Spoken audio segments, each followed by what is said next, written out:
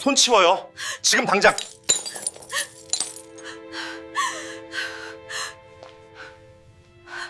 그 버릇결 누구한테 배웠어요? 저도 그냥 어릴 때부터요. 그 목걸이 어디서 났어? 딱 한마디였는데 62층 집무실의 공기가 얼어붙었습니다. 늘 서류 위에서 눈을 떼지 못하던 아르테미스 호텔 회장 강준혁이 처음으로 사람을 본 순간이었습니다. 하은이 고개 숙여 인사하는 찰나 재킷 안쪽에서 금빛 펜던트가 미끄러져 내려와 테이블 모서리를 치고 바닥으로 떨어졌습니다.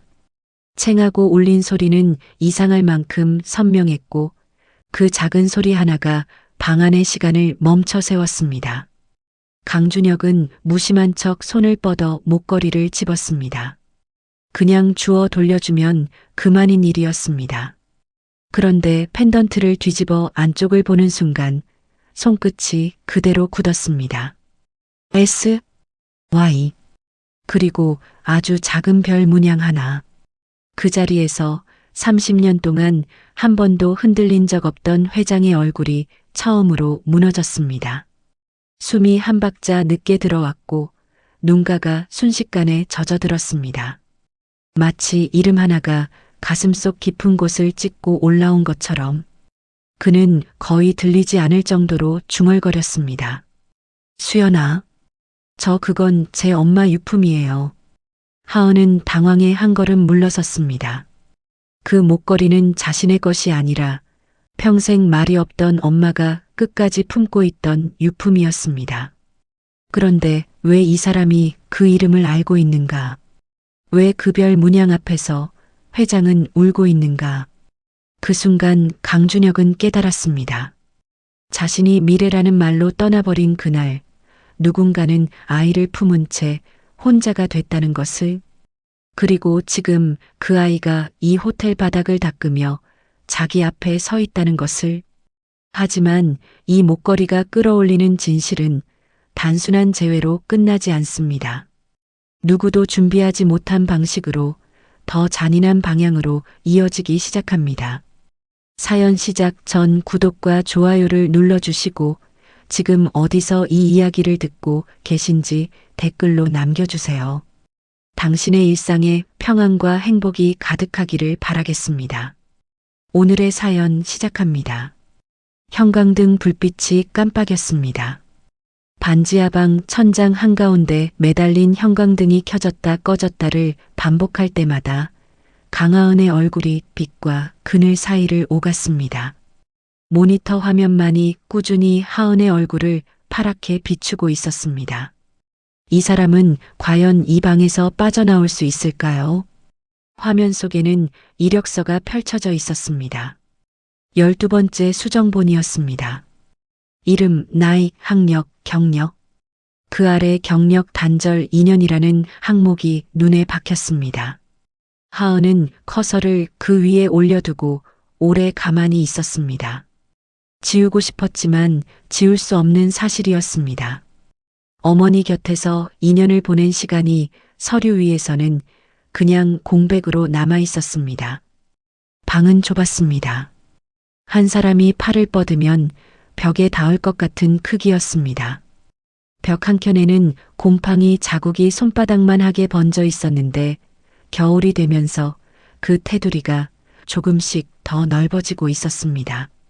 창문은 지면보다 낮았습니다. 사람들의 발목만 보이는 창문이었습니다. 지나가는 사람의 신발 밑창이 유리를 스칠 때마다 작은 모래 소리가 났습니다.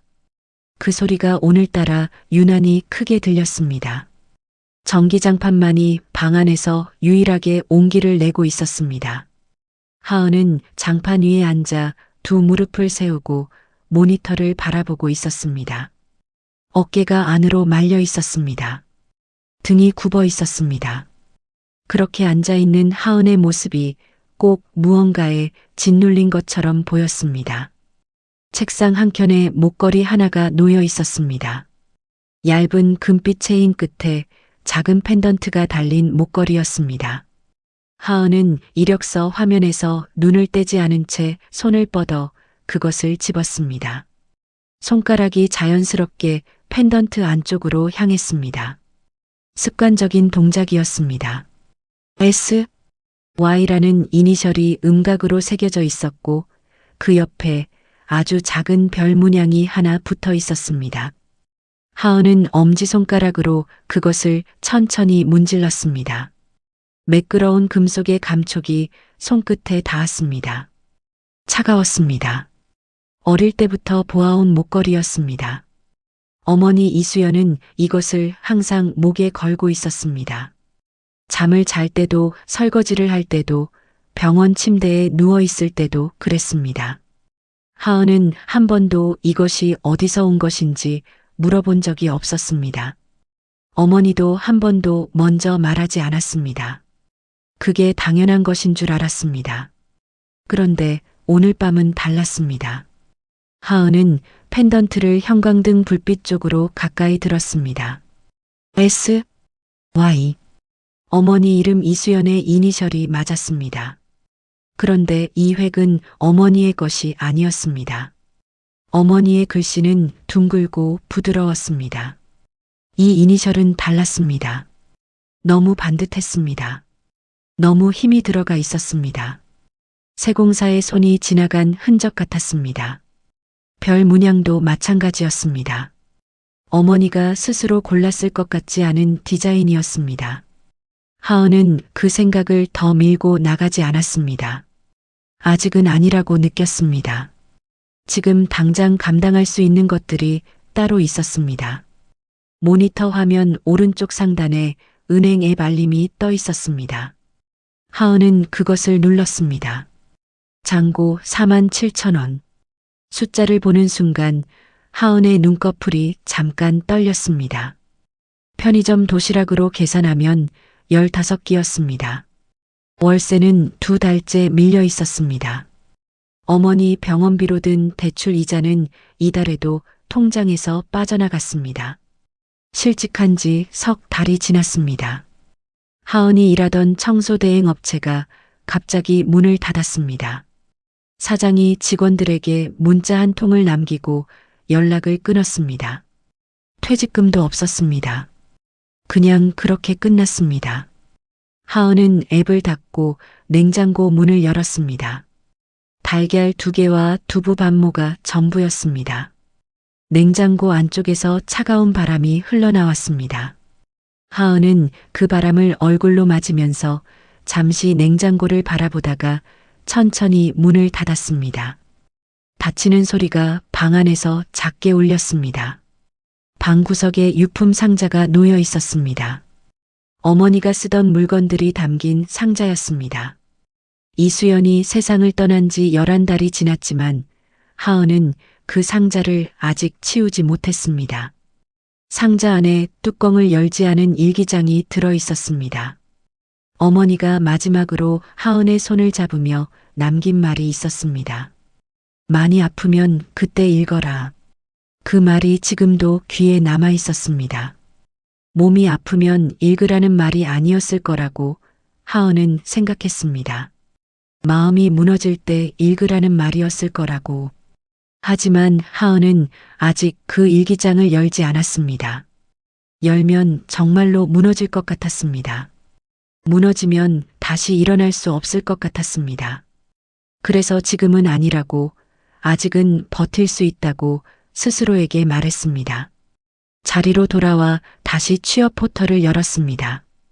탈락 통보를 받은 곳이 11곳이었습니다. 이유는 매번 같았습니다. 학력이 기준에 미달합니다. 공백 기간이 있어 지원이 어렵습니다. 2년이라는 시간이 서류 위에서는 그냥 빈칸이었습니다. 어머니 곁에서 밥을 먹이고 약을 챙기고 손을 잡아주던 그 2년이 아무것도 아닌 것이 되어버렸습니다. 하은은 스크롤을 천천히 내렸습니다. 그때 화면 상단에 고정된 채용 공고 하나가 눈에 들어왔습니다. 아르테미스 호텔 하우스키핑 팀 신규 채용. 경력자 우대. 즉시 입사 가능. 강남구 소재 5성급 호텔이라는 설명이 붙어 있었습니다. 아르테미스? 하은은 그 이름을 소리 없이 입으로 한 번 더 읽었습니다. 그 순간 무언가 걸렸습니다. 어머니가 살아있을 때의 장면이 떠올랐습니다. 누군가 아르테미스 호텔 이야기를 꺼낼 때마다 어머니가 짓던 표정이었습니다. 말을 하려다가 멈추는 표정이었습니다. 입술이 살짝 열렸다가 다시 닫히는 그 표정이었습니다. 하은은 그때 왜 묻지 않았을까 싶었습니다. 물어볼 기회가 충분히 있었는데 왜 그냥 넘어갔을까 싶었습니다. 하은은 손을 들어 목걸이 펜던트를 손가락으로 감쌌습니다. 별 문양이 손바닥을 눌렀습니다. 차가운 금속이 서서히 손의 온도로 데워졌습니다. 지원하기 버튼 위에 마우스가 올라갔습니다. 왜 이 호텔인지 설명할 수 없었습니다. 그냥 손가락이 먼저 움직였습니다. 클릭. 사흘 뒤였습니다. 오후 2시가 막 지났을 때 하은의 휴대폰이 울렸습니다. 모르는 번호였습니다. 하은은 2번 울리도록 두었다가 받았습니다. 아르테미스 호텔 인사팀입니다.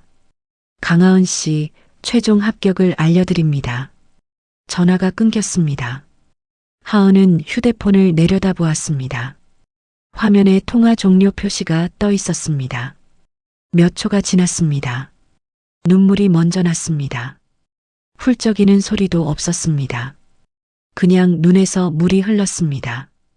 하은은 손등으로 눈물을 닦으면서 일어섰습니다. 그리고 어머니의 영정 사진 앞에 섰습니다. 사진 속 이수연은 웃고 있었습니다. 하은이 가장 좋아하는 표정의 어머니였습니다. 하은은 휴대폰 화면을 사진 쪽으로 들어 보였습니다. 아무 말도 하지 않았습니다. 말이 나오지 않았습니다. 서랍에서 향을 꺼내 하나를 피웠습니다. 연기가 가늘고 곱게 천장으로 올라갔습니다. 하은은 2 손을 모아 오래 그 자리에 서 있었습니다. 입사 전날 밤이었습니다.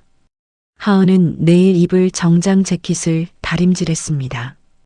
다리미가 뜨거워지길 기다리는 동안 소매 끝을 손으로 만졌습니다.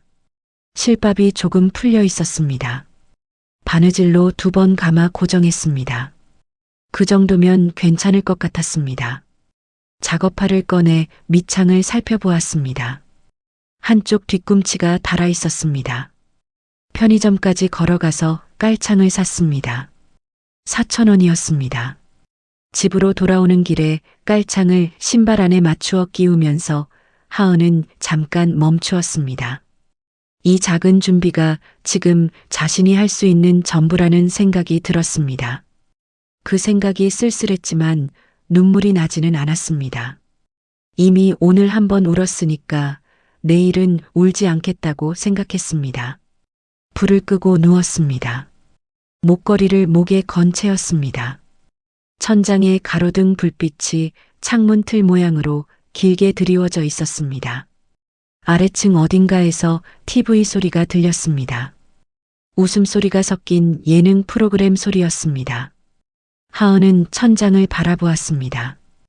왜 그 호텔을 골랐는지 여전히 알 수 없었습니다. 수많은 공고 중에서 왜 거기서 손이 멈추었는지 지금도 설명할 수 없었습니다. 그냥 멈추었습니다. 그냥 눌렀습니다.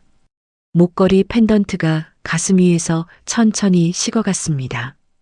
별 문양이 피부를 가볍게 눌렀습니다. 눈이 감겼습니다. 그 시각 서울 강남구 아르테미스 호텔 62층 집무실에서는 불이 켜져 있었습니다. 도시의 야경이 커다란 유리창 너머로 펼쳐져 있었습니다. 수만 개의 불빛이 검은 하늘 아래 흩어져 있었습니다. 그 불빛들을 등지고 한 남자가 창가에 서 있었습니다. 강준혁이었습니다. 강준혁의 손에는 낡은 지갑이 들려 있었습니다. 그는 지갑을 열었습니다. 안쪽에 사진 한 장이 접혀 있었습니다. 30년 묵은 사진이었습니다. 사진을 꺼내 펼쳤습니다. 젊은 여자가 웃고 있었습니다. 강준혁은 사진을 한참 바라보았습니다. 그리고 아무 표정 없이 다시 접어 지갑 안에 넣었습니다. 해마다 12월이 되면 반복하는 일이었습니다. 왜 꺼내는지, 왜 버리지 못하는지 강준혁은 스스로에게 한 번도 설명한 적이 없었습니다. 그냥 하게 되는 일이었습니다. 30년째 이어지고 있는 일이었습니다. 그리고 바로 그날 밤 아르테미스 호텔 신규 입사자 명단에 강하은이라는 이름이 등록되었습니다. 강준혁은 그 사실을 알지 못했습니다. 그 호텔 안에서 강하은은 얼마나 버틸 수 있을까요? 입사 첫날 오전 6시 45분이었습니다. 직원 출입구 앞에 하은이 서 있었습니다. 두 손을 주머니 깊이 찌른 채였습니다. 발을 동동 굴렀습니다. 입김이 하얗게 피어올랐습니다. 직원 출입구는 정문과 달랐습니다. 건물 옆 골목 안쪽에 자리한 철제 문이었습니다. 문 위에 작은 카메라가 달려 있었습니다. 하은은 그 카메라를 올려다보다가 시선을 내렸습니다. 옆에 서 있던 베테랑 직원 2명이 하은을 위아래로 훑어보았습니다. 그리고 아무 말 없이 서로 눈빛을 교환했습니다. 하은은 그것을 보았습니다. 보고도 못 본 척했습니다. 대신 두 손을 주머니에서 꺼내 앞으로 가지런히 모았습니다. 허리를 조금 더 폈습니다. 그 새벽 호텔 안쪽 총지배인실에서는 불이 켜져 있었습니다. 최서진은 책상 앞에 앉아 서류 한 장을 펼쳐들고 있었습니다. 신규 입사자 명단이었습니다. 그중 한 줄에 시선이 멈춰 있었습니다. 강하은, 모친 이수연 고인. 최서진은 그 5글자를 오래 바라보았습니다. 사흘 전 면접장 복도에서 스쳐 지나가던 그 얼굴이 떠올랐습니다. 걸음을 멈추게 했던 얼굴이었습니다. 30년 전 기억 속 어떤 사람과 너무 닮아 있던 얼굴이었습니다. 최서진은 서류를 내려놓았습니다. 그리고 전화기를 들었습니다. 오 팀장 나야. 오늘 신입 강하은 씨 30층으로 배치해줘. 수화기 너머에서 오현숙의 목소리가 올라왔습니다. 30층이요? 신입을요? 최서진은 잠시 말이 없었습니다. 창밖으로 아직 어두운 서울 하늘이 보였습니다. 내가 책임진다. 그것으로 끝이었습니다. 하우스키핑 팀 교육실은 지하 1층에 있었습니다. 형광등이 환하게 켜진 작은 방이었습니다. 긴 테이블 앞에 신입 3명이 나란히 앉아 있었습니다. 하은은 맨 앞줄 정중앙 자리를 골랐습니다. 노트를 펼치고 볼펜 뚜껑을 열었습니다. 하우스키핑 팀장 오현숙이 들어왔습니다. 50대 초반의 여자였습니다. 단발머리가 귀 뒤로 단정하게 넘어가 있었습니다. 걸음걸이가 빠르고 단호했습니다. 테이블 앞에 서자마자 바로 말을 시작했습니다. 이 호텔 객실 하나하나가 회장님 얼굴입니다. 목소리가 낮고 또렷했습니다. 수건 접는 방법, 베개 놓는 각도, 욕실 거울 닦는 방향, 전부 기준이 있어요. 그 기준에서 1mm라도 벗어나면 그게 나쁜 거예요. 오현숙은 수건 한 장을 들었습니다. 접기 시작했습니다. 손동작이 빠르고 정확했습니다. 다른 신입 2명은 슬쩍 하품을 참으며 앉아 있었습니다. 하은은 오현숙의 손끝을 눈으로 따라가면서 노트에 받아 적었습니다. 오현숙이 하은 쪽을 잠깐 보았습니다. 그리고 아무 말 없이 다음 동작으로 넘어갔습니다. 교육이 끝나고 구역 배정 시간이 왔습니다. 오현숙이 명단을 읽기 시작했습니다. 두 신입의 이름 뒤로 15층, 22층이라는 숫자가 따라붙었습니다. 그리고 마지막이었습니다. 강하은 30층. 옆에 앉은 신입 2명이 동시에 하은을 바라보았습니다. 오현숙이 명단을 접으면서 낮게 말했습니다. 신입한테 30층 주는 건 처음 있는 일이에요. 그만큼 더 잘해야 한다는 거예요. 하은은 고개를 끄덕였습니다. 그 말의 이면이 무엇인지는 알지 못했습니다. 그냥 더 잘해야 한다는 말로만 들었습니다. 30층은 조용했습니다. 카펫이 복도 끝까지 깔려 있었습니다. 발소리가 나지 않는 복도였습니다. 벽에는 작은 조명이 일정한 간격으로 달려 있었습니다.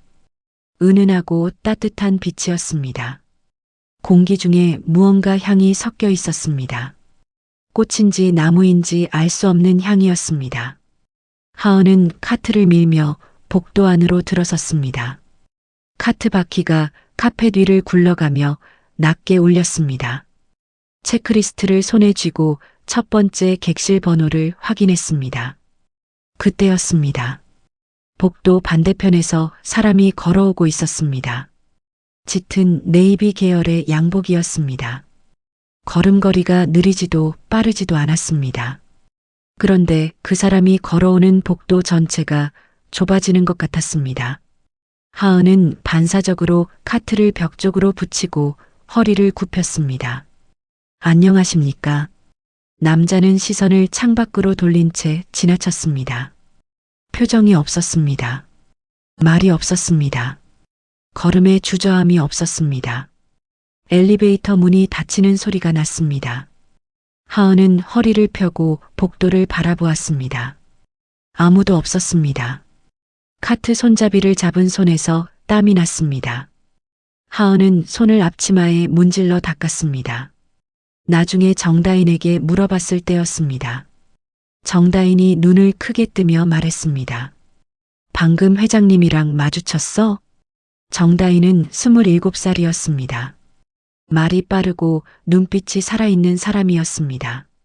점심시간에 자판기 커피 2잔을 들고 하은 옆에 앉으며 먼저 말을 걸어온 것이 첫 만남이었습니다.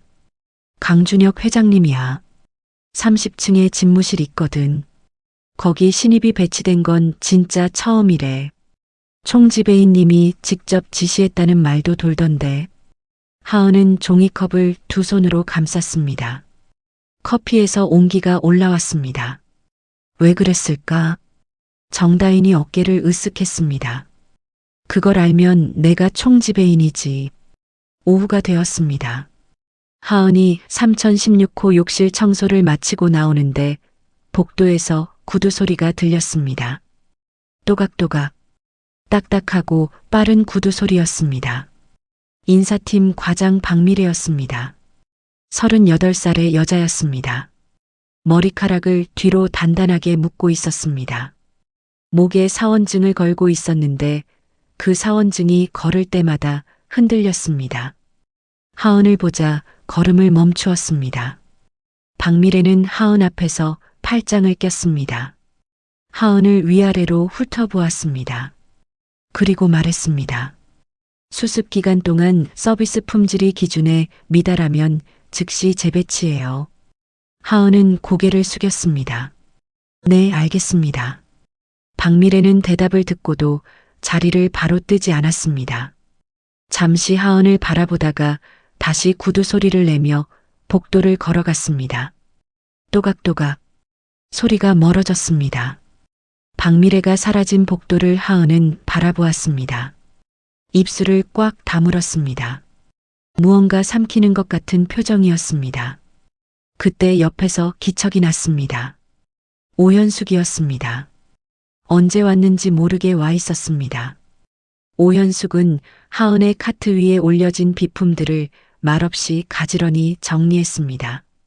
손이 빠르고 능숙했습니다. 아무 말도 하지 않았습니다. 그 작은 동작 하나가 하은의 가슴 어딘가에 닿았습니다. 목이 약간 조여드는 느낌이었습니다. 하은은 눈을 한번 깜빡이고 체크리스트로 시선을 돌렸습니다. 퇴근 무렵이었습니다. 하은은 30층 복도 끝 창가에서 잠깐 멈추었습니다. 서울 야경이 펼쳐져 있었습니다. 수만 개의 불빛이 어둠 속에서 흩어져 있었습니다. 하은은 그것을 바라보며 숨을 한번 고르게 내쉬었습니다. 그때 창가 쪽에서 사람이 움직이는 기척이 났습니다. 강준혁이었습니다. 하은보다 먼저 창가에 서 있었던 것이었습니다. 강준혁은 하은의 기척을 알아챘습니다. 그리고 아무런 표정 변화 없이 자리를 떠났습니다. 구두 소리도 나지 않는 복도였습니다. 그냥 멀어졌습니다. 하은은 강준혁의 뒷모습을 바라보았습니다. 넓은 어깨였습니다. 곧은 등이었습니다. 그런데 그 뒷모습이 이상하게 외로워 보였습니다. 외로운 사람의 뒷모습이라는 게 따로 있는 건지 하은은 몰랐습니다. 그런데 그렇게 느껴졌습니다. 퇴근길 지하철 안이었습니다. 정다인이 휴대폰 화면을 하은 쪽으로 기울였습니다. 강준혁 회장의 프로필 기사가 떠 있었습니다. 봐봐. 30년 전에 연애 한 번 하고 그 뒤로 독신이래. 무섭도록 일만 한 사람. 하은은 화면 속 사진을 보았습니다. 지금의 강준혁이 아니라 30년 전의 강준혁이었습니다. 젊은 얼굴이었습니다. 그런데 그 눈빛은 지금과 크게 다르지 않아 보였습니다. 무언가를 꽉 누르고 있는 것 같은 눈이었습니다. 지하철이 역에 정차하며 소음이 커졌습니다. 하은은 화면에서 눈을 떼었습니다. 무언가 머릿속을 스쳐 지나갔습니다. 잡으려 했는데 잡히지 않았습니다. 반지하 방으로 돌아왔습니다. 하은은 코트를 벗어 걸고 목걸이를 손에 들었습니다. S, Y와 별 문양을 들여다보았습니다. 오늘 하루가 머릿속에서 순서 없이 떠올랐습니다. 박미래의 구두 소리가 떠올랐습니다. 오현숙의 손이 떠올랐습니다. 강준혁의 뒷모습이 떠올랐습니다. 그리고 어머니의 표정이 떠올랐습니다. 아르테미스라는 이름을 들을 때마다 말을 아끼던 그 표정이었습니다. 하은은 유품 상자 쪽으로 시선을 돌렸습니다. 뚜껑을 열지 않은 일기장이 그 안에 있었습니다. 아직은 아니라고 생각했습니다. 그런데 방 안에 홀로 앉아 목걸이를 쥐고 있는 지금 처음으로 이런 생각이 들었습니다. 이 별 문양을 어머니가 직접 고른 것이 맞을까? 하은은 그 생각을 한 번 더 들여다보다가 천천히 내려놓았습니다. 아직은 답을 모르는 질문이었습니다. 이 목걸이는 처음부터 어머니의 것이 아니었던 걸까요? 입사 2주 차였습니다. 30층 복도는 오전 10시가 되면 햇살이 복도 끝까지 길게 드리웠습니다. 카펫 위로 창문 틀 모양의 빛이 반듯하게 누워 있었습니다. 하은은 그 빛을 밟으며 카트를 밀었습니다. 바퀴가 카펫을 누르는 낮고 부드러운 소리가 났습니다. 3015 앞에 멈추었습니다. 노크를 2번 했습니다. 대답이 없었습니다. 열쇠 카드를 대고 문을 열었습니다. 객실 안은 고요했습니다.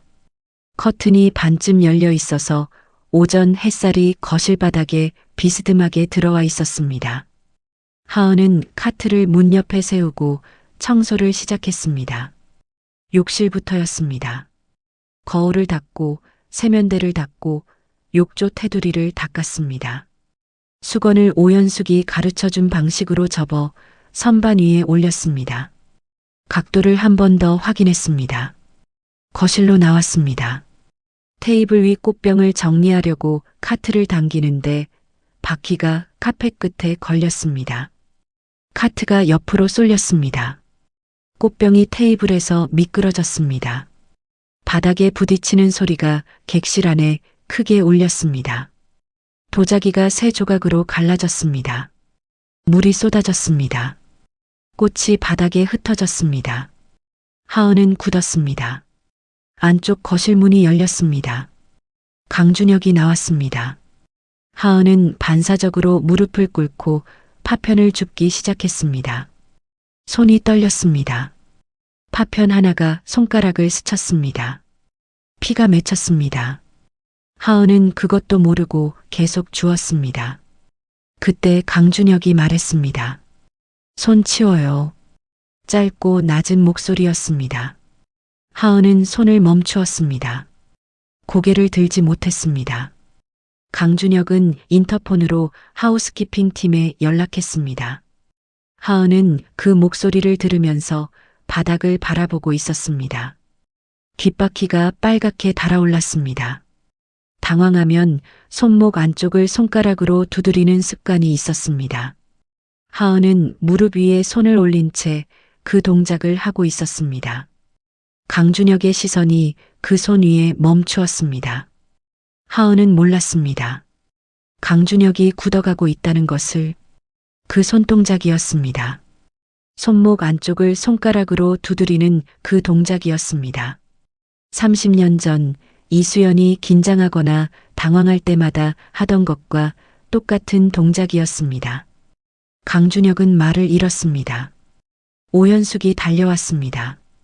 파편을 치우고 하은을 처치실로 데려갔습니다. 손가락에 소독약을 바르는 동안 오현숙이 말했습니다. 회장님 객실에서 이런 일이 생기다니. 어쩌면 좋아. 하은은 고개를 숙이고 있었습니다. 죄송합니다. 죄송하다고 될 일이 아니잖아. 오현숙은 반창고를 붙이면서 혀를 찼습니다. 그러다가 잠시 말이 없어졌습니다. 그래도 손을 맨손으로 집은 건 잘했어. 빨리 치우려 한 거잖아. 하은은 고개를 들었습니다. 오현숙은 이미 다음 반창고를 뜯고 있었습니다. 강준혁은 처치실 쪽으로 가지 않았습니다. 창가로 돌아섰습니다. 서울 하늘이 창문 너머로 펼쳐져 있었습니다. 흰 구름이 느리게 움직이고 있었습니다. 강준혁은 그것을 바라보지 않았습니다. 눈은 창밖을 향해 있었지만 보고 있는 것은 다른 것이었습니다. 30년 전이었습니다. 호텔 건설 현장 옆 작은 식당이었습니다. 이수연이 맞은편에 앉아 있었습니다. 그때도 그런 일이 있었습니다. 뜨거운 국물을 쏟았습니다. 이수연이 당황하며 냅킨을 집으려다 물컵을 건드렸습니다. 그리고 손목 안쪽을 손가락으로 두드렸습니다. 그 동작이었습니다. 그 똑같은 동작이었습니다. 강준혁은 눈을 감았습니다. 착각일 거라고 생각했습니다. 닮은 사람은 세상에 얼마든지 있었습니다. 그리고 확인이 되기 전에 함부로 접근하면 안 된다고 강준혁은 스스로에게 말했습니다. 틀릴 경우 저 사람의 삶에 돌이킬 수 없는 혼란이 생길 수 있었습니다. 그것은 회장으로서의 판단이었습니다. 그리고 동시에 두려움이었습니다. 이튿날 아침이었습니다. 3015호 문 앞에 작은 편의점 봉투가 놓여 있었습니다.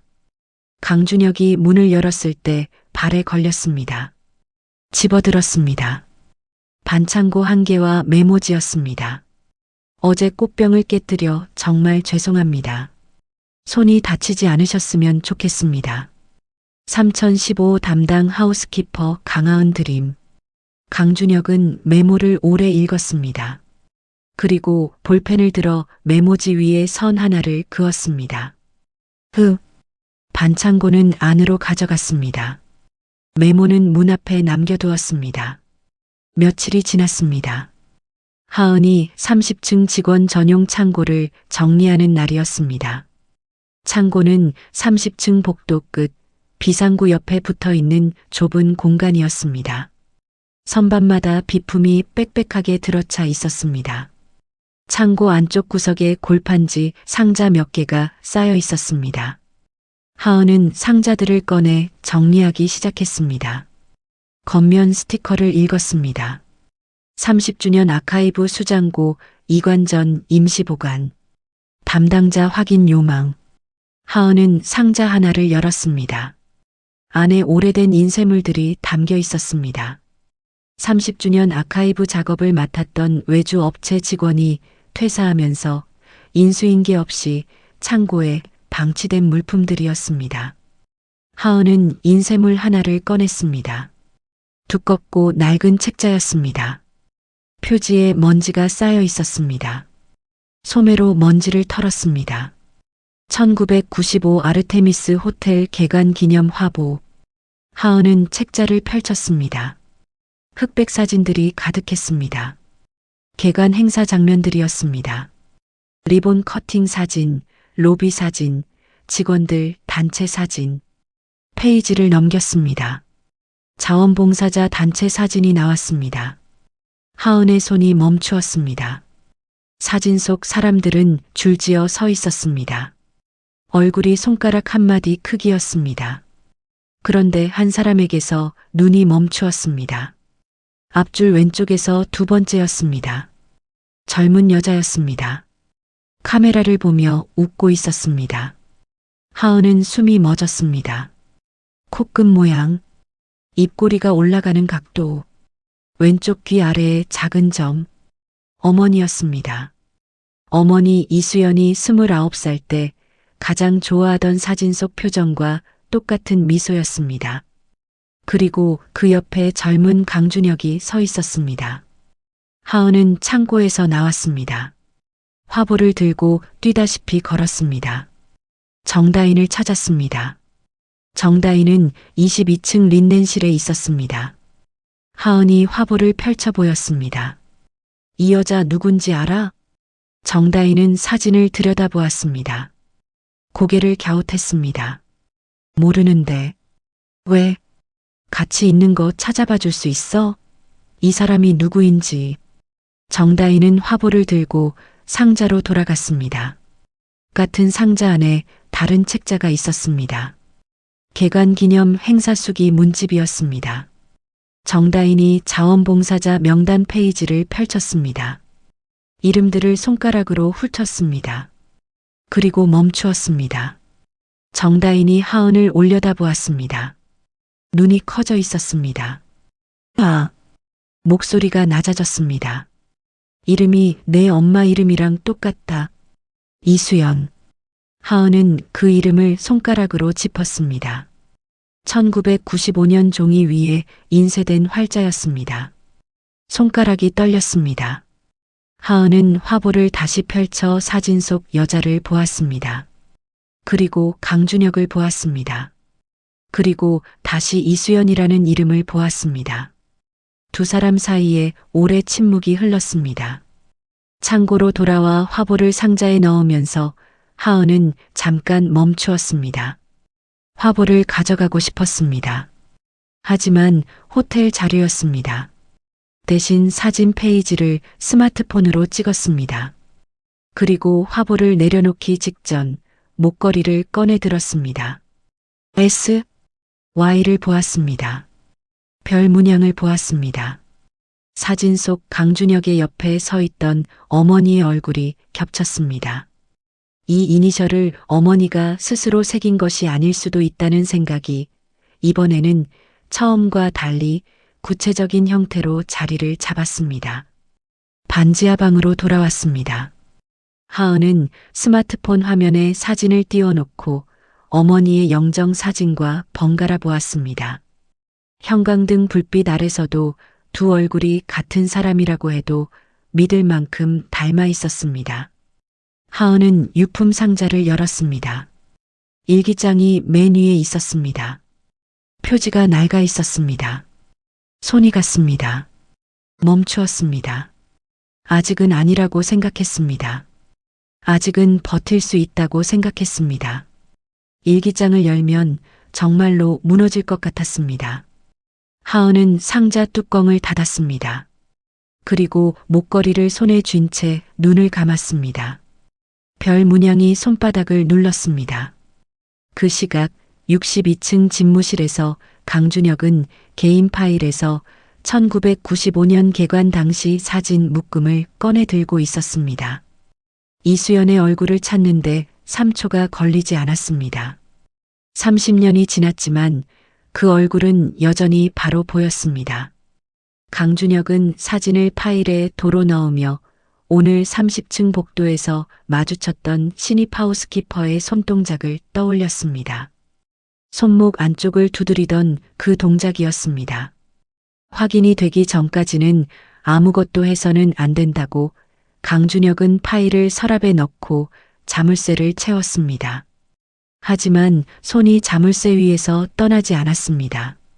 강준혁은 왜 매일 그 복도에서 멈추는 걸까요? 일기장을 덮은 다음 날 새벽이었습니다. 30층 복도는 이른 아침에 가장 조용했습니다. 청소 카트 바퀴 소리조차 카펫에 묻혀버렸습니다. 창밖으로 아직 어두운 하늘이 남아 있었고 지평선 쪽에서만 희미하게 빛이 번지고 있었습니다. 하은은 평소보다 30분 일찍 출근했습니다. 아무도 없는 복도에서 무릎을 꿇고 바닥을 닦았습니다. 걸레를 짜서 바닥에 펴고 천천히 밀었습니다. 카펫이 아닌 복도 끝 대리석 구간이었습니다. 대리석은 차가웠습니다. 무릎 아래로 냉기가 올라왔습니다. 집무실 문이 열렸습니다. 강준혁이었습니다. 강준혁은 복도로 나오다가 바닥에 무릎 꿇고 있는 하은을 보았습니다. 걸음이 멈추었습니다. 하은은 고개를 들지 않았습니다. 고개를 들었다가 마주치는 것이 더 민망할 것 같았습니다. 그냥 걸레를 계속 밀었습니다. 강준혁은 말없이 옆을 지나쳤습니다. 엘리베이터 쪽으로 걸어갔습니다. 그런데 걸음이 평소보다 느렸습니다. 그날 이후였습니다. 강준혁은 하은이 복도에 있는 시간이 언제인지 알게 되었습니다. 의도한 것이 아니었습니다. 그냥 알게 되었습니다. 오전 7시에서 7시 반 사이 하은은 복도 끝 대리석 구간을 닦았습니다. 오전 10시에서 11시 사이 객실을 돌았습니다. 오후 3시쯤에는 창고 쪽에 있었습니다. 강준혁은 그것을 보려고 한 것이 아니었습니다. 그냥 보였습니다. 그리고 볼 때마다 무언가가 걸렸습니다. 꽃을 정리할 때였습니다. 하은은 흰 꽃만 골라 앞쪽에 배치했습니다. 이수연도 그랬습니다. 꽃이 있으면 언제나 흰 것을 앞에 두었습니다. 무거운 카트를 밀 때였습니다. 하은은 입술을 살짝 깨물었습니다. 이수연도 무거운 것을 들 때 그랬습니다. 아랫입술을 살짝 깨무는 습관이었습니다. 창밖을 볼 때였습니다. 하은은 고개를 왼쪽으로 약간 기울였습니다. 이수연이 멀리 볼 때 하던 것과 같은 각도였습니다. 강준혁은 그것들을 볼 때마다 서랍 안에 자물쇠를 채워두었습니다. 착각일 수 있었습니다. 닮은 사람은 세상에 얼마든지 있었습니다. 확인이 되기 전에 움직이면 안 된다고 강준혁은 매번 스스로에게 말했습니다. 하지만 서랍의 자물쇠가 점점 무거워지고 있었습니다. 그 무렵 62층 총지배인실이었습니다. 최서진은 하은의 서류를 다시 펼쳤습니다. 모친 이수연 고인, 부친 미상. 최서진은 그 두 줄을 오래 바라보았습니다. 이틀을 고민했습니다. 강준혁에게 이 서류를 올려야 하는지 말아야 하는지를 두고 이틀을 고민했습니다. 결국 올리지 않기로 했습니다. 하은이 먼저 어떤 선택을 할지를 봐야 했습니다.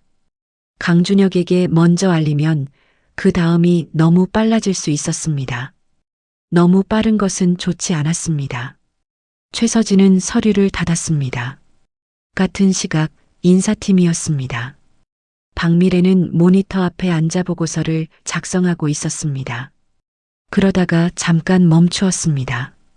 자신을 이 자리에 앉힌 사람이 떠올랐습니다. 이사회 특정 임원이었습니다. 그 임원의 전화가 이틀 전에 왔었습니다. 30층 신입 계속 지켜봐. 뭔가 이상하다 싶으면 바로 알려. 박미래는 보고서 작성을 다시 시작했습니다. 자신의 승진 경로가 그 임원에게 달려있다는 것을 알고 있었습니다. 그것으로 충분한 이유였습니다. 하은은 그것을 몰랐습니다. 오후 업무를 마치고 창고에서 재고를 정리하는 중이었습니다. 지난번에 발견한 화보를 다시 꺼냈습니다. 어머니의 얼굴이 있는 페이지를 폈습니다. 그리고 화보 뒷표지 안쪽을 넘기다가 손이 멈추었습니다. 연필로 쓴 글씨가 있었습니다. 희미했습니다. 30년이 지나 잉크가 바랜 것 같았습니다. 전화번호였습니다. 그리고 그 위에 이름이 적혀 있었습니다. 준혁. 하은은 그 글씨를 들여다보았습니다. 가방에서 어머니의 메모를 꺼냈습니다. 어머니가 마지막으로 남긴 메모였습니다. 약 이름과 복용 시간을 적어 놓은 종이였습니다. 두 글씨를 나란히 놓았습니다. 지읒의 꺾인 방식이 같았습니다. 기억의 시작 방향이 같았습니다. 어머니의 필체였습니다. 하은은 창고 바닥에 천천히 주저앉았습니다. 등을 선반에 기댔습니다. 차가운 금속이 등을 눌렀습니다. 어머니가 이 화보를 손에 들고 이 이름을 적었습니다. 1995년이었습니다. 개관 행사 자원봉사를 하던 그날이었습니다. 하은은 천장을 바라보았습니다. 창고 안은 좁고 어두웠습니다. 전구 하나가 매달려 있었습니다. 그 전구빛이 희고 차가웠습니다. 답이 눈앞에 있었습니다. 그런데 그 답을 입 밖에 내는 것은 혼자 하는 일이 아니라는 것을 느꼈습니다. 그날 저녁이었습니다. 정다인과 퇴근길을 걸으면서 하은이 처음으로 말을 꺼냈습니다. 나 엄마랑 이 호텔이 연결되어 있는 것 같아. 정다인이 걸음을 멈추었습니다. 어떻게? 아직은 잘 모르겠어. 그런데 목걸이 있잖아. 엄마 유품. 안쪽에 이니셜이랑 별 문양 새겨진 거. 응. 그게 엄마가 스스로 새긴 게 아닐 수도 있어. 정다인은 잠시 하은을 바라보았습니다. 말을 하려다 멈추었습니다. 하은의 손을 꽉 쥐었습니다. 두 사람은 말없이 걸었습니다. 겨울바람이 골목 안으로 불어왔습니다. 다음 날이었습니다. 강준혁이 하우스키핑 팀 공간으로 직접 내려왔습니다. 오현숙이 놀라서 영접했습니다. 창립 이후 강준혁이 이 공간에 직접 내려온 것은 처음 있는 일이었습니다. 강준혁은 업무 지시를 하겠다고 했습니다. 오현숙은 안내했습니다. 강준혁의 시선이 팀 공간 안을 훑었습니다. 자연스러운 동작이었습니다. 하지만 오현숙은 알아보았습니다. 강준혁의 눈이 하은의 자리 쪽으로 흘렀다가 돌아왔다는 것을. 하은은 그 시각 창고에 있었습니다. 강준혁은 업무 지시를 마치고 돌아갔습니다. 직원들이 수군거리기 시작했습니다. 오현숙이 한 손짓으로 잠재웠습니다. 오후였습니다. 임원 회의가 열리고 있었습니다. 62층 회의실이었습니다. 강준혁이 상석에 앉아 보고를 듣고 있었습니다. 그때였습니다. 회의실 창밖으로 주차장이 보였습니다. 퇴근하는 직원들이 335 나오고 있었습니다. 강준혁은 보고서에 시선을 두고 있었습니다. 그런데 무언가가 시선을 끌었습니다. 주차장 쪽 인도에 하은이 있었습니다. 목도리를 여미면서 걸어가고 있었습니다. 걸으면서 손목 안쪽을 손가락으로 두드리고 있었습니다. 강준혁은 보고서에서 눈을 떼었습니다. 창가로 걸어갔습니다. 회의 중에 자리에서 일어난 것이었습니다. 임원들이 말을 멈추었습니다. 아무도 강준혁에게 말을 걸지 않았습니다. 하은이 정문을 벗어나 골목으로 사라졌습니다. 강준혁은 창틀에 손을 짚었습니다. 손에 힘이 들어갔습니다. 최서진이 그 창밖을 확인했습니다. 하은이 사라지는 것을 보았습니다. 그리고 조용히 시선을 거두었습니다. 그날 밤이었습니다. 하은은 마침내 어머니의 일기장을 꺼냈습니다. 두 번째 페이지를 펼쳤습니다. 흐릿한 잉크였습니다. 어머니의 글씨였습니다. 그 사람이 떠났다. 하은은 숨을 참았습니다. 말하지 못했다. 손이 종이 위에서 떨렸습니다. 뱃속에 이미 내가 있었는데. 하은은 책상 앞에서 무너졌습니다. 소리가 나지 않았습니다. 그냥 등이 구부러졌습니다. 이마가 무릎에 닿았습니다. 목걸이를 쥔 손에 땀이 났습니다. 준혁이라는 이름이 떠올랐습니다. S, Y가 떠올랐습니다. 별 문양이 떠올랐습니다. 화보 속 두 사람이 떠올랐습니다. 그것들이 하나의 문장으로 합쳐지려는 순간 하은은 눈을 감았습니다. 그 시각 강준혁의 집무실에서는 불이 켜져 있었습니다. 서랍 안에 자물쇠를 채워둔 파일이 있었습니다. 강준혁은 서랍을 열지 않았습니다. 하지만 서랍 위에 손을 올려두고 오래 앉아 있었습니다. 확인이 되기 전까지는 아무것도 해서는 안 된다고 강준혁은 오늘도 스스로에게 말했습니다. 그런데 그 말이 오늘은 처음으로 흔들렸습니다. 어머니가 평생 숨겨온 것이 이제 하은의 손앞에 와 있었습니다. 사흘 뒤 새벽이었습니다. 하은은 일기장 전체를 읽었습니다. 밤새 읽었습니다. 눈이 퉁퉁 부어 있었습니다. 일기장에는 이런 내용이 담겨 있었습니다. 강준혁이 떠난 뒤 임신 사실을 알았다는 것. 그의 꿈을 방해하지 않겠다는 이유 하나만으로 연락을 끊고 지방으로 이사했다는 것. 1995년 개관 행사 자원봉사는 그가 세운 공간을 한 번이라도 보고 싶어 신청한 것이었다는 것. 딸이 태어난 날 목걸이를 목에 걸며 언젠가 이것이 너를 올바른 자리로 데려다 줄 것이라고 적었다는 것. 그리고 강준혁을 원망하는 문장이 단 한 줄도 없었습니다. 대신 이런 문장들이 있었습니다. 그 사람이 잘 되기를 바란다. 내가 그 사람 닮아서 다행이다. 하은은 그 문장들 앞에서 오래 멈추었습니다. 어머니가 어떤 사람이었는지를 처음으로 온전히 이해했습니다. 그리고 그 이해가 너무 아팠습니다. 출근 준비를 했습니다. 거울 앞에 섰습니다. 부은 눈을 찬물로 눌렀습니다. 유니폼을 입었습니다. 목걸이를 목에 걸었습니다. 오늘도 그 복도를 걸어야 했습니다. 오늘도 그 사람과 마주칠 수 있었습니다. 하은은 거울 속 자신을 바라보았습니다. 그리고 밖으로 나갔습니다. 30층 복도였습니다. 하은이 카트를 밀며 걸어오는데 강준혁이 집무실에서 나왔습니다. 두 사람이 복도에서 마주쳤습니다. 하은은 이번에 달랐습니다. 고개를 숙이지 않았습니다. 강준혁의 눈을 정면으로 바라보았습니다. 강준혁의 발걸음이 느려졌습니다. 그 눈빛이 낯설었습니다. 그런데 어딘가 익숙했습니다. 강준혁은 그냥 지나쳤습니다. 하은은 등 뒤에서 심장이 터질 듯이 뛰는 것을 느꼈습니다. 카트 손잡이를 꽉 쥐었습니다. 손가락이 하얗게 변했습니다. 오전 내내 하은은 손이 기억하는 대로 일했습니다. 거울을 닦았습니다. 바닥을 훔쳤습니다. 수건을 접었습니다. 머릿속은 일기장의 문장들과 강준혁의 얼굴을 번갈아 오갔습니다. 어머니가 29년 전 혼자 감당하기로 결정한 것들이 있었습니다. 그 무게가 지금 자신에게 전해지는 것 같았습니다. 오후였습니다. 박미래가 30층으로 올라왔습니다. 하우스키핑 창고 정리 점검이라고 했습니다. 하은은 그 시각 3층 린넨실에 있었습니다. 박미래는 하우스키핑 팀 탈의실로 걸어갔습니다.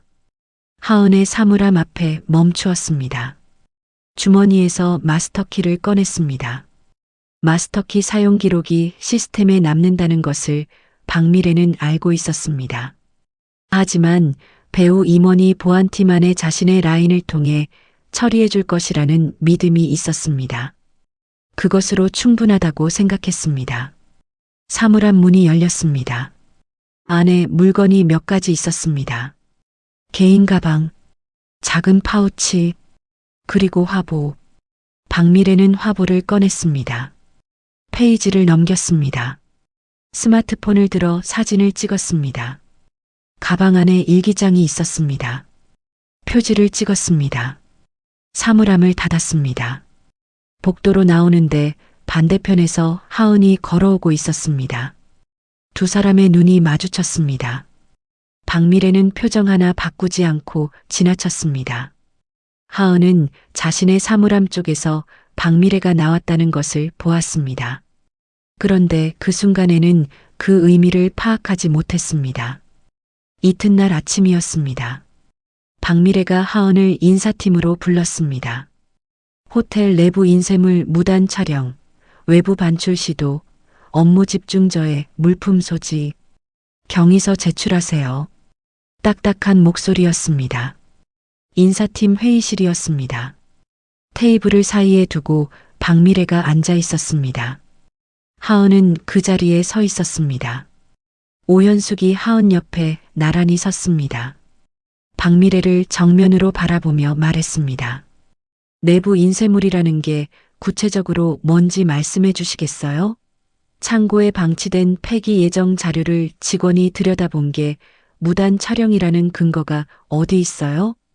박미래는 서류를 펼쳤습니다. 규정에 호텔 자료를 개인 기기로 촬영하는 행위는 보안 위반으로 명시되어 있습니다.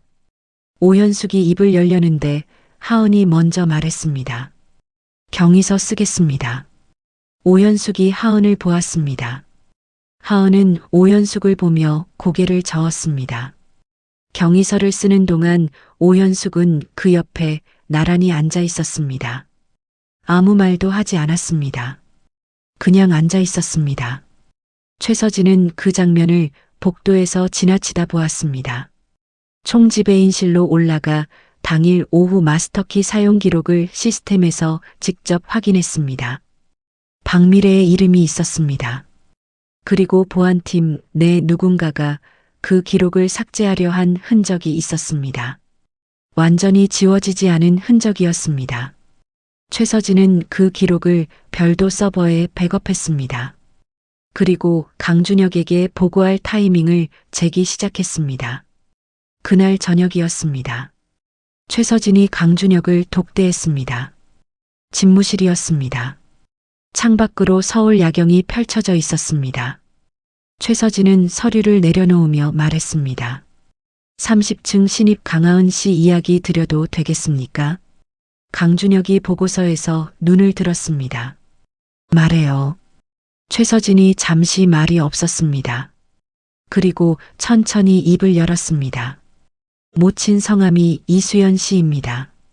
커피잔을 내려놓는 강준혁의 손이 0.3초 늦어졌습니다. 최서진은 그것을 보았습니다. 30년을 함께한 사람이었습니다. 그 0.3초가 무엇을 뜻하는지 알았습니다. 강준혁이 창밖을 향해 섰습니다. 등이 보였습니다. 어깨가 평소보다 조금 낮아져 있었습니다. 더 알아봐요. 그것이 전부였습니다. 최서진이 문을 닫고 나갔습니다. 강준혁은 서랍을 열었습니다. 자물쇠를 열었습니다. 파일을 꺼냈습니다. 이수연의 사진을 꺼냈습니다. 이번에는 접어넣지 않았습니다.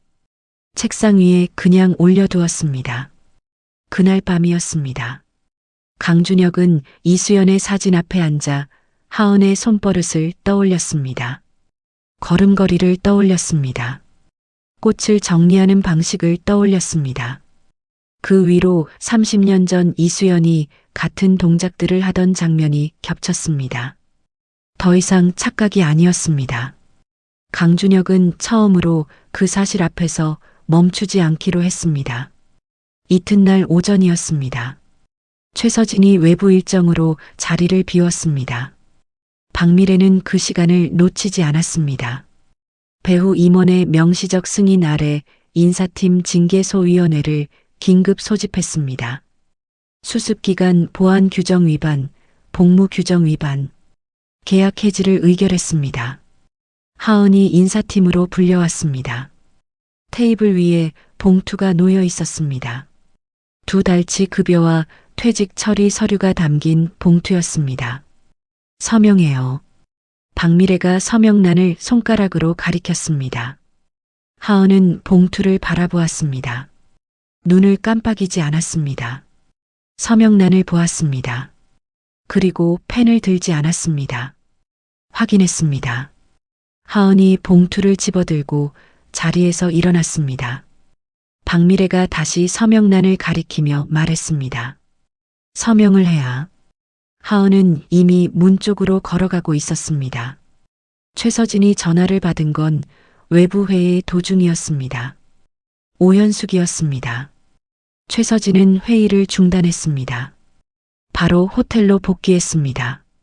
하지만 도착했을 때 하은은 이미 유니폼을 반납한 뒤였습니다. 오현숙이 직원 출입구 쪽으로 뛰었습니다. 하은이 문을 열고 나가는 순간이었습니다. 강하은. 하은이 멈추었습니다. 오현숙이 하은의 두 손을 잡았습니다. 꽉 쥐었습니다. 손이 떨리고 있었습니다. 오현숙의 손이었습니다. 가지마. 내가 방법 찾을게. 하은은 오현숙을 바라보았습니다. 그리고 웃었습니다. 억지로 짜낸 웃음이 아니었습니다. 그냥 나온 웃음이었습니다. 그런데 그게 더 이상했습니다. 걱정 마세요. 하은은 천천히 오현숙의 손을 놓았습니다. 오현숙은 돌아서며 눈물을 닦았습니다. 정다희는 3층 객실에서 청소 중이었습니다. 소식을 들은 건 동료를 통해서였습니다. 정다희는 카트를 복도에 세워두고 계단실로 들어갔습니다. 문을 닫았습니다. 그리고 혼자 울었습니다. 나올 때 눈이 빨개져 있었습니다. 찬물로 세수를 했습니다. 그래도 표가 났습니다. 호텔 밖으로 나온 하은은 겨울바람 속에서 섰습니다. 코트 주머니에 손을 넣었습니다. 목걸이가 손에 잡혔습니다. 꺼내 손바닥 위에 올려놓았습니다. 어머니가 이것을 가슴에 품고 30년을 혼자 살았습니다. 그 생각이 들자 다리에 힘이 풀렸습니다. 호텔 앞 화단턱에 주저앉았습니다. 손바닥 위에서 목걸이가 차갑게 빛났습니다.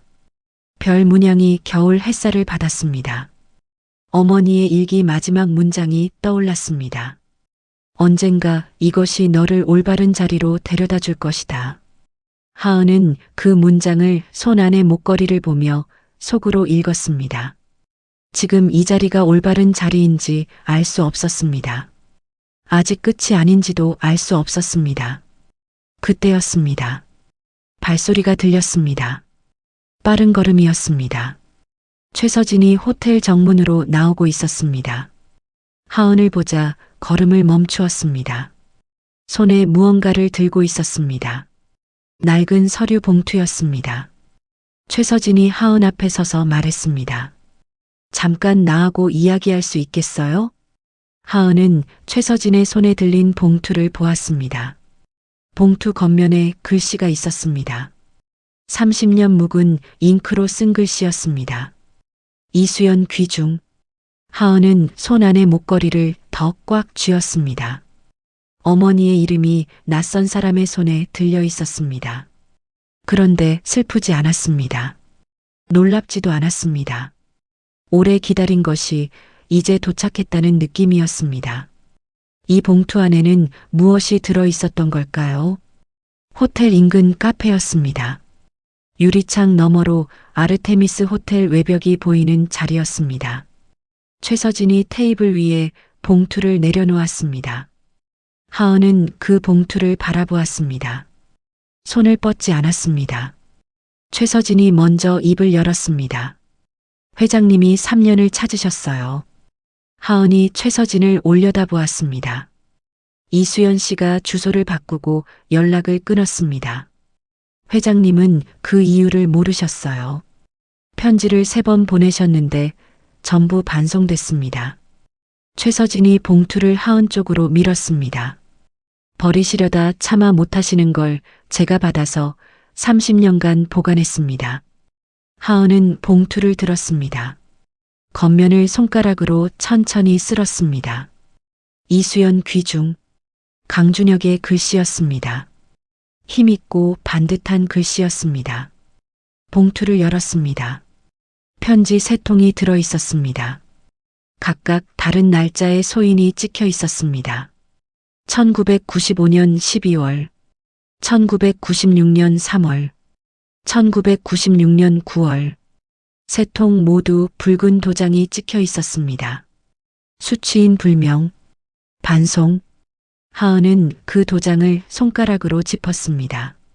종이가 오래되어 가장자리가 살짝 들떠 있었습니다. 첫 번째 편지를 꺼냈습니다. 짧은 편지였습니다. 안부를 묻는 내용이었습니다. 건조하고 조심스러운 문장이었습니다. 두 번째 편지는 길었습니다. 왜 연락이 끊겼는지를 묻는 내용이었습니다. 찾고 있다는 내용이었습니다. 문장이 긴 것은 그만큼 많이 썼다, 지웠다 했기 때문인 것 같았습니다. 세 번째 편지는 다시 짧아졌습니다. 하은은 그 변화를 읽었습니다. 첫 번째에서 두 번째로, 두 번째에서 세 번째로 넘어가면서 무언가가 달라진 것을 느꼈습니다. 3년 가까이 기다리다 포기해가는 한 사람의 내면이 그 변화 안에 있었습니다. 편지를 다시 봉투에 넣었습니다. 테이블 위에 가지런히 놓았습니다. 최서진이 말했습니다. 회장님은 아직 아무것도 모르십니다.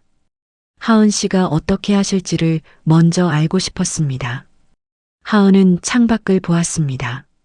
유리창 너머로 아르테미스 호텔 외벽이 보였습니다. 저 건물 어딘가에서 강준혁이 지금도 일을 하고 있을 것이었습니다. 그 사실이 이상하게 실감되었습니다. 하은이 최서진을 바라보며 물었습니다. 말씀하세요. 최서진이 눈을 들었습니다. 하은 씨가 먼저 결정하셔야 합니다. 제가 먼저 움직일 수는 없어요. 하은은 고개를 끄덕였습니다. 그리고 자리에서 일어났습니다. 하은은 카페를 나와 걸었습니다. 방향이 없었습니다. 그냥 걸었습니다. 어머니가 강준혁을 원망하지 않았다는 것을 알고 있었습니다. 그의 꿈을 지켜주기 위해 평생 혼자를 선택했다는 것을 알고 있었습니다. 그 사랑이 너무 커서 슬펐습니다. 너무 고독해서 화가 났습니다. 너무 아름다워서 무너지는 것 같았습니다. 세 가지 감정이 동시에 밀려왔습니다. 하은은 그 자리에서 울지 않았습니다. 걸음도 멈추지 않았습니다. 그냥 걸었습니다. 2시간쯤 지났습니다. 어머니가 마지막 몇 달을 보냈던 병원 근처였습니다. 벤치가 하나 있었습니다. 하은은 그 벤치에 앉았습니다. 병원 창문을 바라보았습니다. 어머니가 저 안에 누워있던 날들이 떠올랐습니다. 그 오랜 시간 동안 어머니는 한 번도 강준혁 이야기를 꺼내지 않았습니다. 하은이 곁에 있어도 꺼내지 않았습니다. 마지막 순간에도 꺼내지 않았습니다. 그 침묵이 배려였는지 체념이었는지 이제는 물어볼 수 없었습니다. 그날 밤이었습니다.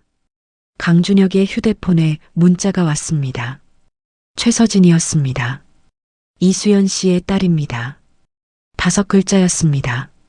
강준혁은 화면을 손으로 쥔 채 집무실에서 움직이지 않았습니다. 30분이 지났습니다. 그 30분 동안 강준혁의 눈앞에는 하은의 얼굴들이 재생되었습니다. 꽃병이 깨졌을 때 바닥에 무릎 꿇고 앉아있던 모습이었습니다. 손목 안쪽을 두드리던 그 손이었습니다. 복도 끝 창가에서 서울 야경을 내려다보던 뒷모습이었습니다. 그리고 이수연의 얼굴이 겹쳤습니다. 강준혁은 이수연이 임신 중이었다는 사실을 그 문자 한 줄로 처음 알았습니다. 자신이 그 자리를 떠난 날이 떠올랐습니다. 야망이라는 말로 정리했던 그 선택이었습니다. 미래를 위한 결단이라고 스스로에게 말했던 그날이었습니다. 그것이 실은 한 여자와 태어나지 않은 생명을 혼자 두고 간 것이었습니다. 강준혁은 눈물을 흘리지 않았습니다. 눈물이 나오지 않는 것이 아니었습니다. 무너지는 것조차 사치라는 듯 그저 굳어버렸습니다. 비서에게도 최서진에게도 답장을 보내지 않았습니다. 조명을 껐습니다. 어둠 속에서 창밖 서울 야경을 바라보았습니다. 30년 전이었습니다. 이 건물의 기초를 놓던 날이었습니다. 이수연이 건설 현장 옆 포장마차에서 웃으며 손을 흔들었습니다. 꼭 될 거야. 소리까지 들리는 것 같았습니다. 강준혁은 눈을 감았습니다. 자정이 넘었습니다. 강준혁은 혼자 지하 보관실로 내려갔습니다. 보관실은 지하 3층에 있었습니다. 형광등이 깜빡이며 켜졌습니다. 천장이 낮았습니다. 선반마다 오래된 물건들이 들어차 있었습니다. 안쪽 선반에 오래된 봉투 하나가 있었습니다. 강준혁이 꺼냈습니다. 봉투를 열었습니다. 사진들이 나왔습니다. 한 장씩 꺼냈습니다. 이수연이었습니다. 웃고 있었습니다. 목에 목걸이를 하고 있었습니다. 별 문양이 있는 그 목걸이였습니다. 강준혁은 그 사진 앞에서 멈추었습니다. 이수연의 웃음이 하은의 웃음과 겹쳤습니다. 정확히 겹쳤습니다. 30년 동안 굳어있던 그 얼굴에 처음으로 균열이 생겼습니다. 숨이 흔들렸습니다. 강준혁은 시멘트 바닥에 등을 기대고 앉았습니다. 형광등이 깜빡였습니다. 차가운 바닥이었습니다. 그 차가움이 지금은 어울렸습니다. 사진을 가슴에 대고 오래 앉아 있었습니다. 다음 날 새벽이었습니다. 강준혁은 최서진을 통해 하은에게 면담 요청을 전달했습니다. 하은은 한참 동안 답장을 보내지 않았습니다. 오전 10시였습니다. 휴대폰 화면에 문자를 입력했습니다. 가겠습니다. 전송하고 휴대폰을 내려놓았습니다. 손이 떨리고 있었습니다. 면담 전날 밤이었습니다. 하은은 어머니의 일기장을 처음부터 끝까지 다시 읽었습니다. 이번에는 문장이 아니라 행간을 읽었습니다. 어머니가 쓰지 않은 것들을 읽었습니다. 생략한 것들을 읽었습니다. 지우개로 지운 흔적들을 읽었습니다. 그것들이 오히려 더 많은 것을 말하고 있었습니다. 면담 당일이었습니다. 62층 집무실이었습니다. 하은이 문을 열고 들어섰습니다. 강준혁이 테이블 맞은편에 앉아 있었습니다. 눈이 빨갛게 충혈되어 있었습니다. 하은의 눈도 부어 있었습니다. 두 사람은 테이블을 사이에 두고 마주 앉았습니다. 최서진이 물 2잔을 가져다 놓고 문을 닫았습니다. 문이 닫히기 직전 두 사람의 얼굴을 한 번씩 보았습니다. 그리고 나왔습니다. 문이 닫혔습니다. 처음 2분 동안 아무 말도 없었습니다. 강준혁은 테이블 위에 시선을 고정하고 있었습니다. 하은을 정면으로 보지 못했습니다. 하은은 강준혁을 바라보았습니다. 강준혁이 먼저 입을 열려는 순간이었습니다. 하은의 재킷 안에서 목걸이가 흘러나왔습니다. 테이블 위로 떨어졌습니다. 챙! 작은 소리가 집무실 안에 울렸습니다. 강준혁의 시선이 그것으로 향했습니다. 손을 뻗어 집어들었습니다. 안쪽을 들여다보았습니다. S, Y, 그리고 별 문양. 30년 전이었습니다. 세공사를 찾아갔던 날이었습니다. 이수연의 생일이었습니다. 이름 이니셜 옆에 별 하나를 함께 새겨달라고 부탁하던 기억이었습니다. 그 기억이 0.1초 만에 재생되었습니다. 강준혁의 눈에서 눈물이 쏟아졌습니다. 테이블 위로 떨어졌습니다. 하은은 움직이지 않았습니다. 손을 내밀지 않았습니다. 시선을 돌리지 않았습니다. 그 눈물을 정면으로 바라보았습니다. 30년을 돌아 이 자리까지 온 것이 자신인지 목걸이인지 어머니인지 알 수 없었습니다. 창밖으로 겨울 햇살이 테이블을 가로질러 흘렀습니다. 목걸이는 강준혁의 손 안에 있었습니다. 두 사람은 그 상태로 한동안 아무 말도 하지 않았습니다. 그 침묵이 이 방에서 가장 많은 것을 말하고 있었습니다.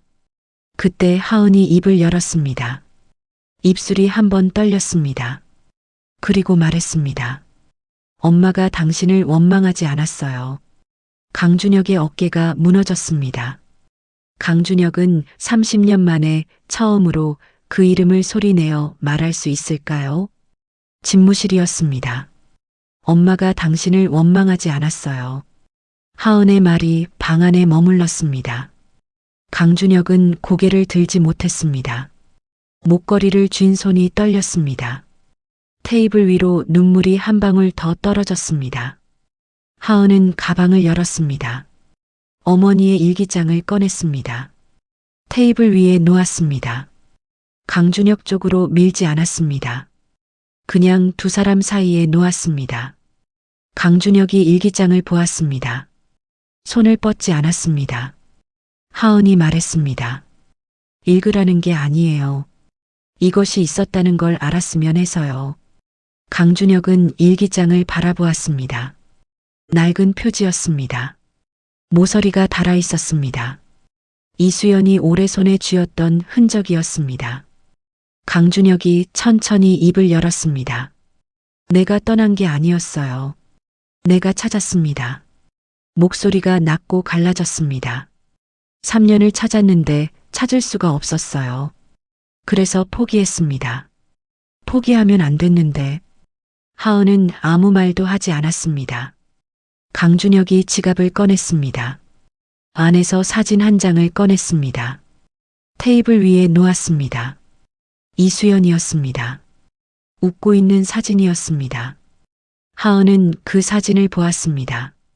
사진 속 어머니의 나이가 자신의 지금 나이와 같았습니다. 두 사람은 한동안 그 사진을 함께 바라보았습니다. 면담이 끝났습니다. 하은이 집무실을 나왔습니다. 복도에 최서진이 있었습니다. 하은은 최서진 앞에 섰습니다. 말씀하세요. 최서진이 하은을 바라보았습니다. 회장님께 다 말씀드릴 건가요? 네. 최서진은 고개를 끄덕였습니다. 하은이 엘리베이터 쪽으로 걸어갔습니다. 최서진은 그 뒷모습을 바라보았습니다. 30년이었습니다. 이 순간을 위해 30년을 기다린 것인지도 몰랐습니다. 그날 오후였습니다. 최서진은 강준혁에게 박미래의 마스터키 무단 사용 기록과 배우 임원과의 비공식 보고 라인 정황을 공식 보고했습니다. 강준혁은 보고를 들으며 서류를 읽었습니다. 다 읽고 나서 서류를 덮었습니다. 하은 씨 해고 서류에 본인 서명 있어요? 최서진이 대답했습니다. 없습니다. 강준혁은 잠시 생각했습니다. 해고 무효 처리예요. 오늘 안으로. 그리고 말을 이었습니다. 이사회 소집해요. 내가 직접 발표하겠습니다. 최서진이 물었습니다. 언제로 잡을까요? 빠를수록 좋아요. 그날 밤이었습니다.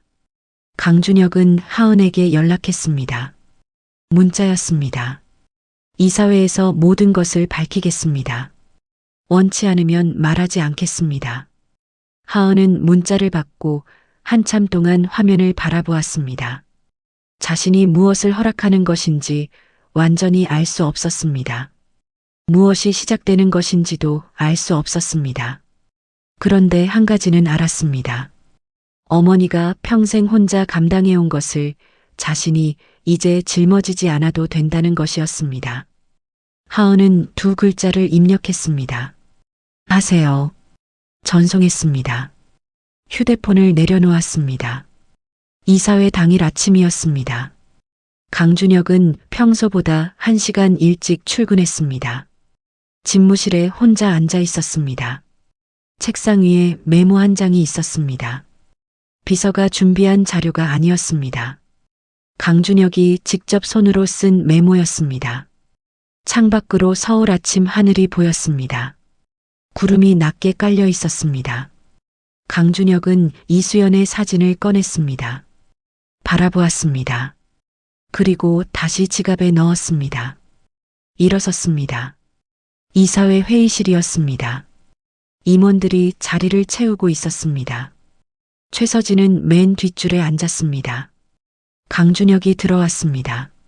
상석에 앉지 않았습니다. 마이크를 잡고 앞에 섰습니다. 오늘은 두 가지를 말씀드리겠습니다. 목소리가 낮고 또렷했습니다.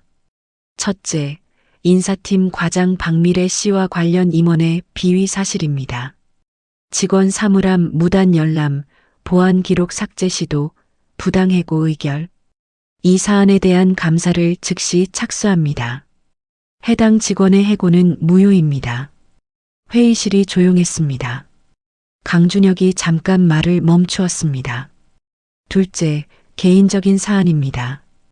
임원들의 시선이 강준혁에게 모였습니다. 30층 하우스키핑 직원 강하은 씨는 제 친자일 가능성이 매우 높습니다. 법적 확인 절차를 즉시 시작하겠습니다. 모친은 이수연 씨입니다. 30년 전 제가 알지 못한 채 헤어진 사람입니다. 강준혁은 말을 이었습니다.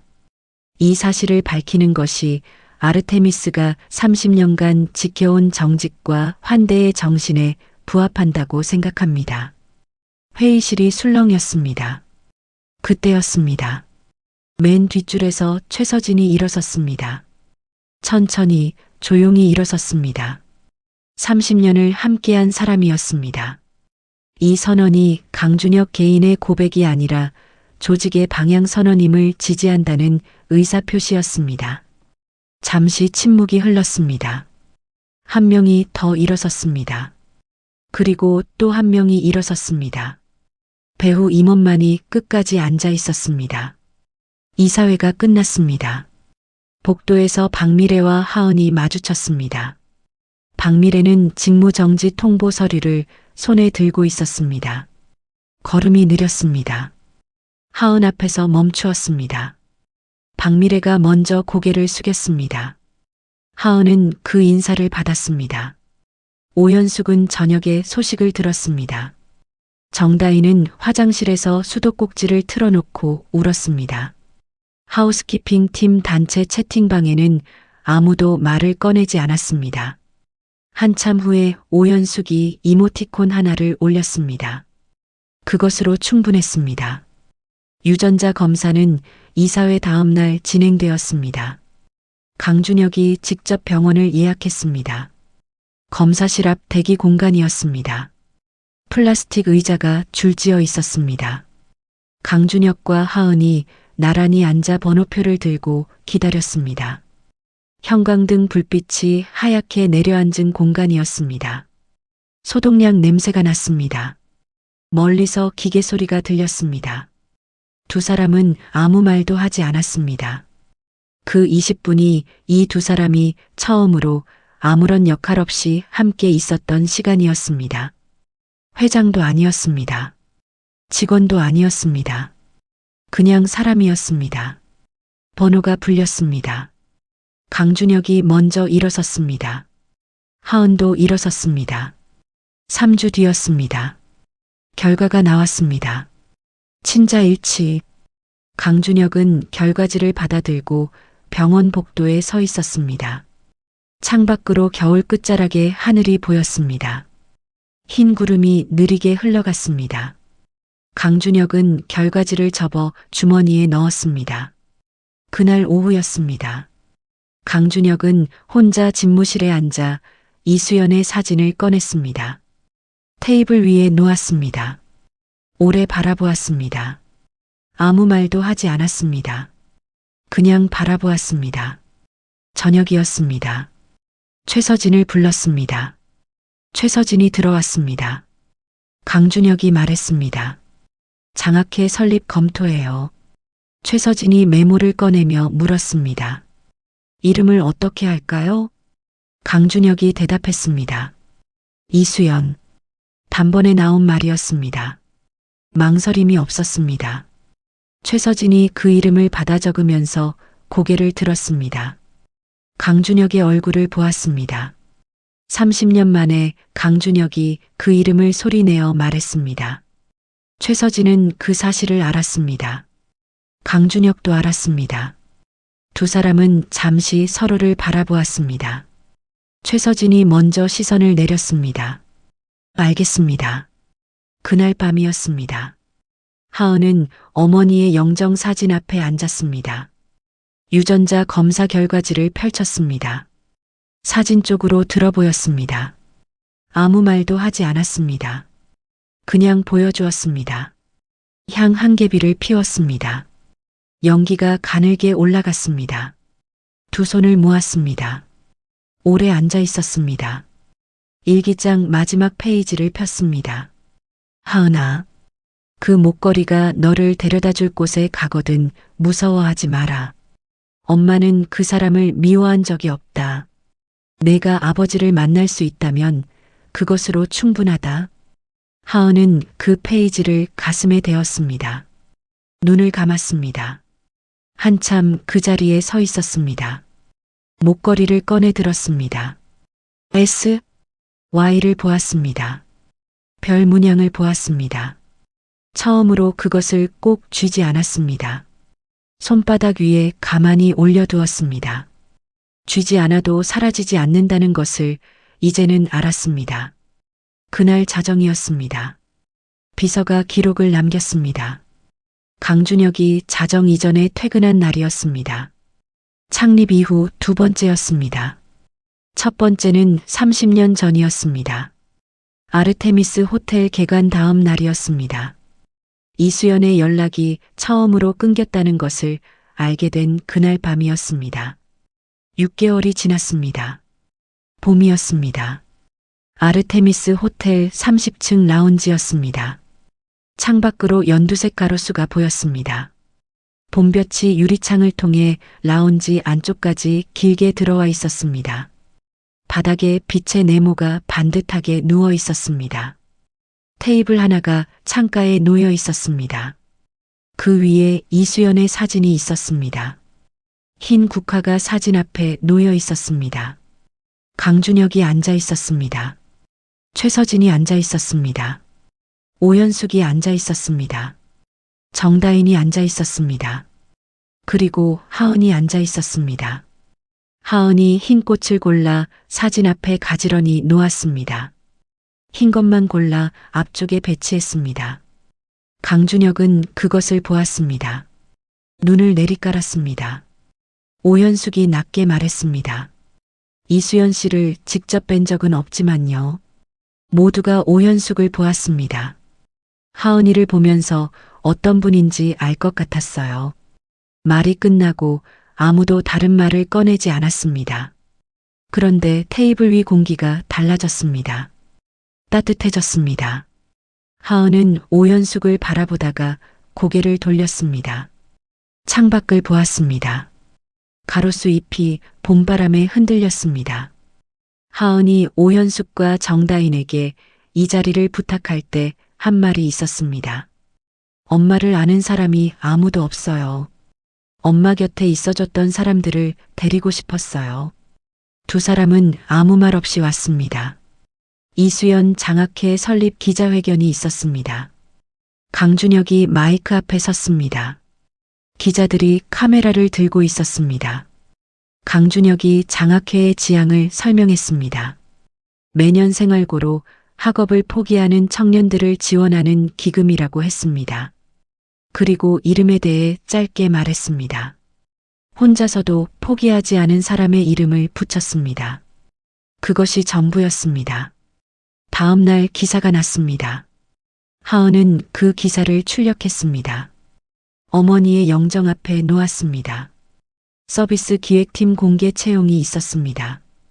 이사회 선언 이후 강준혁이 복직을 제안했을 때 하은이 말했습니다.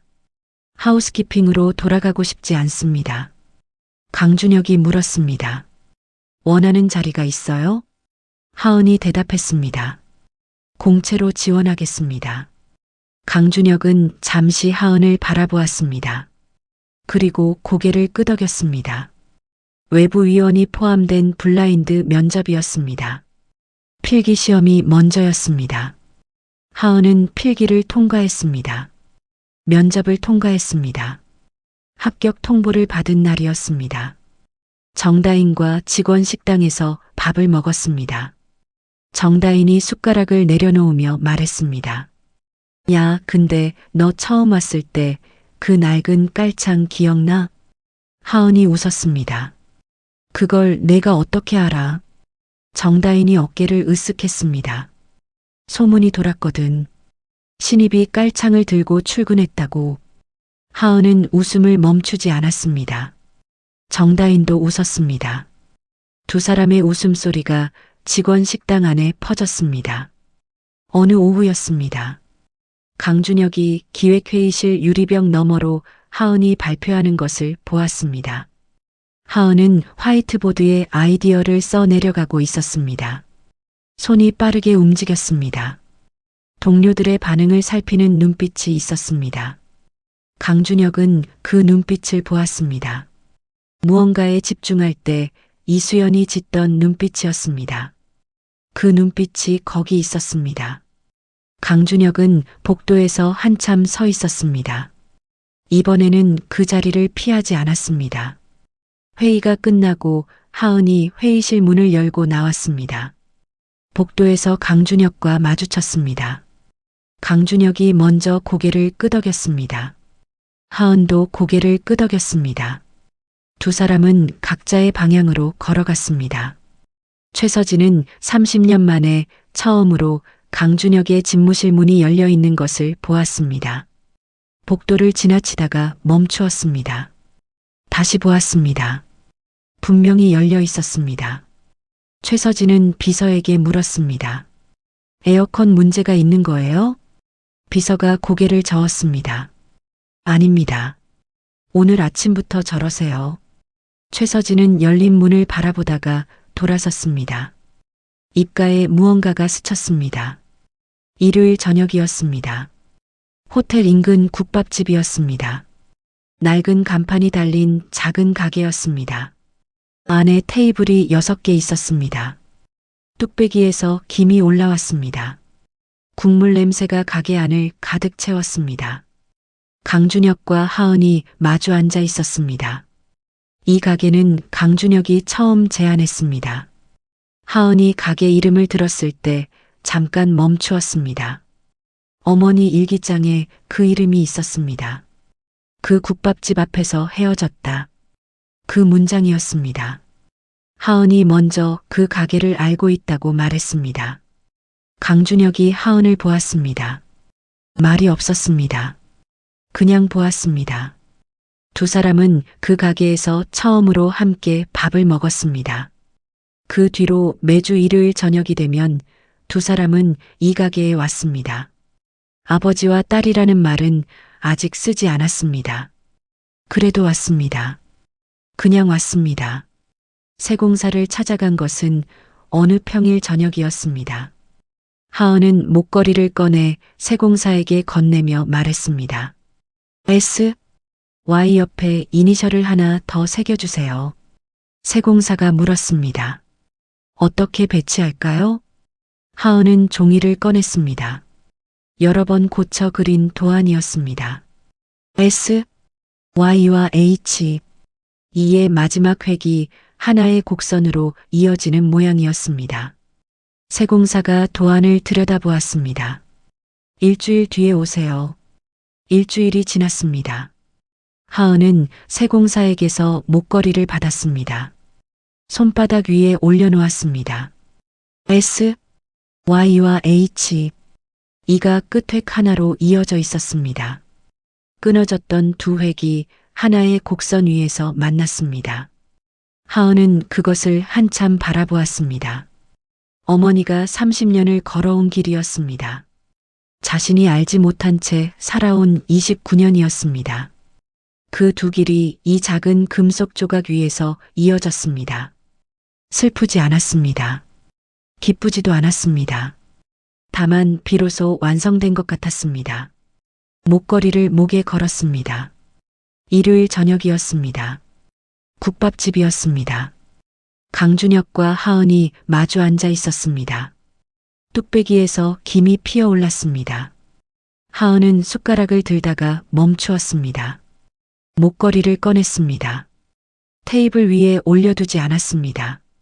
강준혁의 손 위에 가만히 올려주었습니다. 강준혁이 손 안의 목걸이를 내려다보았습니다. S, Y가 있었습니다. 그리고 H, E가 있었습니다. 두 이니셜이 하나의 곡선으로 이어져 있었습니다. 강준혁의 눈이 붉어졌습니다. 눈물을 흘리지는 않았습니다. 목걸이를 하은의 손 위에 다시 올려주었습니다. 아무 말도 하지 않았습니다. 하은이 목걸이를 다시 목에 걸었습니다. 두 사람은 국물을 마셨습니다. 뚝배기 안에서 국물이 보글보글 끓었습니다. 가게 안에 다른 손님들의 소리가 들렸습니다. 숟가락 소리가 들렸습니다. 누군가의 웃음소리가 들렸습니다.